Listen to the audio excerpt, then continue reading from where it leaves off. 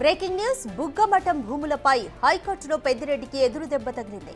మఠం భూములు ఆక్రమించి పార్టీ కార్యాలయం గోశాల నిర్మించారని ఇప్పటికే ప్రభుత్వానికి విజిలెన్స్ నివేదిక ఇచ్చింది. దీంతో ఎండోమెంట్ డిపార్ట్మెంట్ నోటీసులు జారీ చేసింది. నోటీసులు నిలుపుదల చేయాలని పెద్దిరెడ్డి హైకోర్టును ఆశ్రయించారు. యాజమాన్య హక్కుల విషయంలో పత్రాలు లేనందున స్టే ఇవ్వలేమని కోర్టు స్పష్టం చేసింది.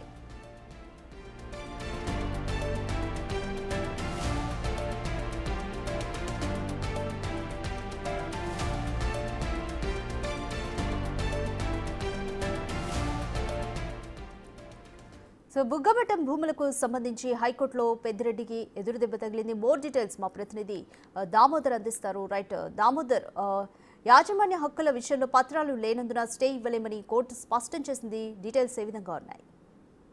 రాధిక, తిరుపతి నగరంలోనే ఎంఆర్పల్లి మారుతినగర్ ఎక్స్టెన్షన్ సర్వే నంబర్లోనే 261/1లో 1.50 ఎకరాలు, సర్వే నంబర్ 261/2లో 2.38 ఎకరాలు లో ప్రస్తుతం ఏదైతే మాజీ మంత్రి పెద్దిరెడ్డి రామచంద్రారెడ్డి ఆధీనంలో ఉన్నాయి. ఇందులో 80 సెంట్లకు సంబంధించి ఆయనకు ఏదైతే భూ యాజమాన్య హక్కులకు సంబంధించిన టైటిల్ కూడా ఉందని తెలుస్తోంది. మొత్తం మీద ఈ భూమికి సంబంధించి గతంలో ఏదైతే విజిలెన్స్ అండ్ ఎన్ఫోర్స్మెంట్ శాఖ భూములను బుగ్గమఠానికి సంబంధించిన భూములను ఆక్రమించి ఇక్కడ పార్టీ కార్యాలయంతో పాటు గోశాల నిర్మించుకున్నాడు. ప్రభుత్వ వ్యయంతో కూడా సిమెంట్ రోడ్డు కూడా వేయించుకున్నాడంటూ కూడా నివేదిక ఇచ్చింది. ఈ నివేదికను ఎండోమెంట్ శాఖకు ప్రభుత్వం పంపించిన నేపథ్యంలో ఎండోమెంట్ ఒక నోటీస్ జారీ చేసింది. ఈ భూములకు సంబంధించి మీ దగ్గర ఉన్న ఆధారాలు ఏవంటే తీసుకురండి, లేకపోతే మిమ్మల్ని భూ ఆక్రమణదారుగా పేర్కొంటామంటూ ఇచ్చింది.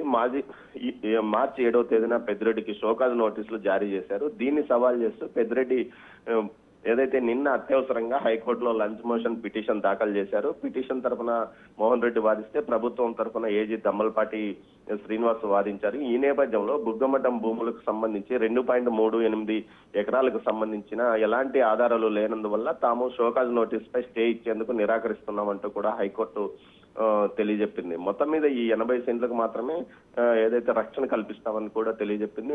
ఈ విషయానికి సంబంధించి గతంలోనే పెద్ద ఎత్తున అటు జనసేన పార్టీతో పాటు తెలుగుదేశం పార్టీ ఆందోళన కూడా చేసింది. ప్రభుత్వ వ్యయంతో అతను బుగ్గమఠం భూముల్లో రోడ్డు వేసుకుని దాన్ని తన సొంతానికి వాడుకుంటున్నారంటూ కూడా ఆందోళన చేసిన నేపథ్యంలో అప్పట్లో ఆ గేటు తెరిచారు. కానీ మరో చోట గేటు మూత వేసి ఆ దారిని పూర్తిగా మూసివేసిన పరిస్థితి. మరోవైపు ఈ భూములకు సంబంధించి ఏదైతే 3 ఎకరాలకు పైగా ఏదైతే బుగ్గమఠానికి భూములకు సంబంధించి ఈయన ఆధీనంలో ఉండగా ఈయన అనుచరుల ఆధీనంలో 3.47 ఎకరాల భూమి కూడా ఉందంటూ కూడా విజిలెన్స్ నివేదిక ఇచ్చిన నేపథ్యం. వీటన్నిటి మీద ప్రభుత్వం సీరియస్ గా చర్యలు తీసుకుంటున్న నేపథ్యంలో ఆయన హైకోర్టును ఆశ్రయించారు. హైకోర్టు అయితే ఎట్టి పరిస్థితుల్లోనూ స్టే ఇచ్చేది లేదు. గతంలో ఏదైతే మీకున్న ఆధారాలు చూపించండి అంటే ఆధారాలు చూపించకపోవడంతో కేవలం 80 సెంట్లకు మాత్రమే రక్షణ కల్పించింది. ఆ 80 సెంట్లలో ఆయన